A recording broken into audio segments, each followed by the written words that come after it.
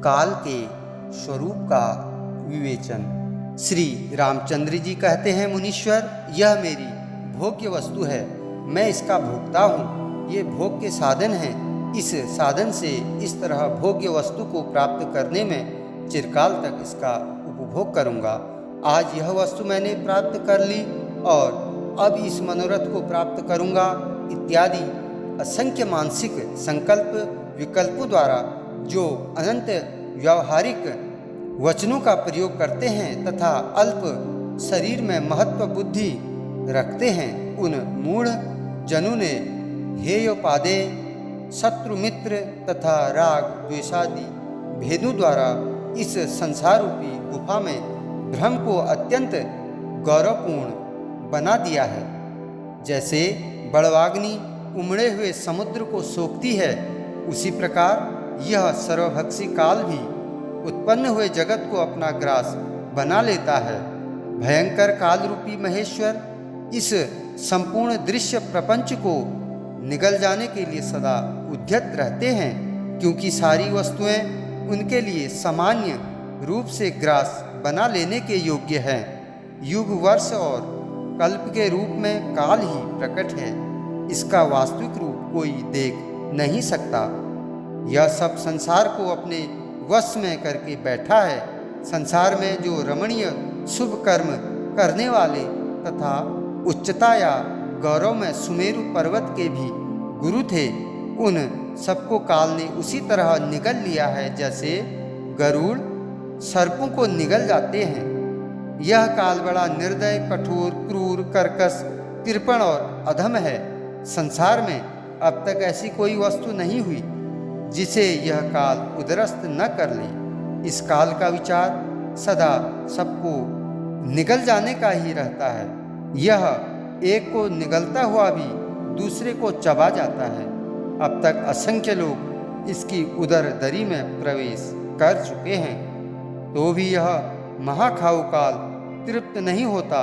यह रात्रि रूपी भौरों से भरी हुई और दिन रूपी मंजरियों से सुशोभित वर्ष, कल्प और कलारूपिणी लताओं की निरंतर सृष्टि करता रहता है, किंतु कभी थकता नहीं।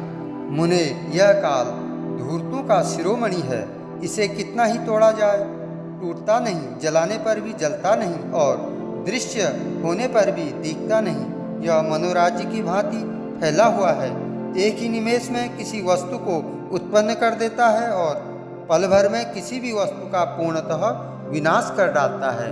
काल केवल अपना ही पेट भरने में संलग्न रहने के कारण तिनका, धूल, इंद्र, सुमेरु, पत्ता और समुद्र सबको अपने अधीन करने निगल जाने के लिए उद्यत रहता है।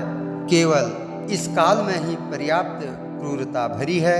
लोग भी इसी के भीतर डेरा डाले हुए हैं। सारा का सारा दुर्भाग्य भी इसी में निवास करता है तथा दुस्सह चपलता भी इसी में उपलब्ध होती है। यह काल महाकल्प नामक वृक्षों से देवता, मनुष्य और असुर आदि प्राणी समूह रूपी फलों के भारों को गिराता हुआ सा खड़ा है। सैकड़ों महाकल्प बीत जाने पर भी यह काल न तो खिन्न होता है, न किसी के द्वारा समादृत होता है, न कहीं आता है, न जाता है, न अस्त होता है और न इसका उदय ही होता है। यौन रूपी कमलिनी को संकुचित करने के लिए यह चंद्रमा के समान है। आयु रूपी गजराज का मस्तक विदीर्ण करने के लिए सिंह के सदृश है। इस संसार में तुच्छ या महान कोई ऐसी वस्तु नहीं है जिसे यह काल रूपी चोर चुरा न ले जाता हो।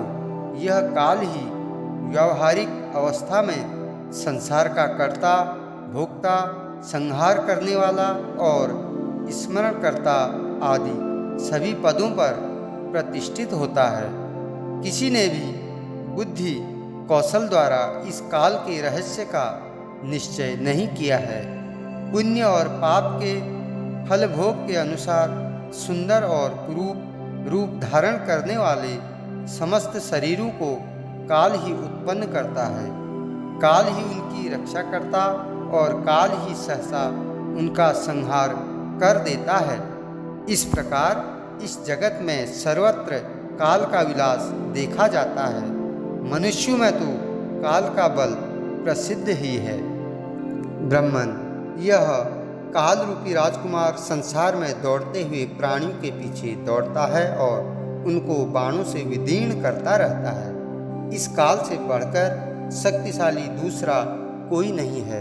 यही सबसे अधिक विलास करने में प्रवीण है और समस्त लक्ष्य भेदियों से ऊपर उठकर अनुपम शोभा पाता है। यह जो कुछ भी विस्तृत जगनमंडल दिखाई देता है वह उस काल की नृत्यशाला है।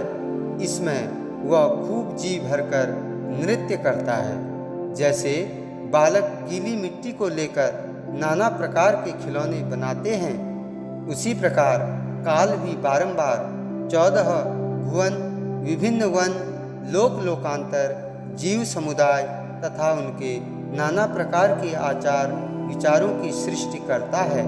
उन आचार विचारों की प्रवृत्ति सत्ययुग और त्रेता में अचल तथा द्वापर और कली में चल होती है। इन सबकी सृष्टि करने में काल कभी थकता नहीं।